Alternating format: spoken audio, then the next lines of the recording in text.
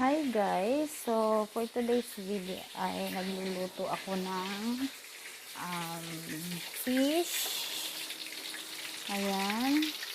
And, yan ang tanghalian ko kasi mag-isa ako. At meron akong gumawa ko ng sausawan.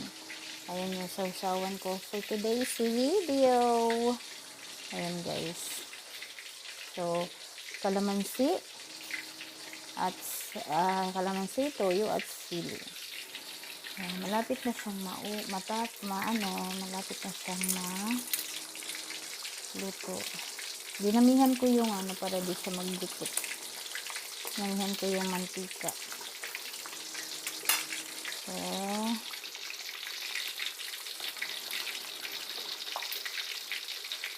yan guys, ako mag-isa. So, kukuha tayo ng prutas kasi pang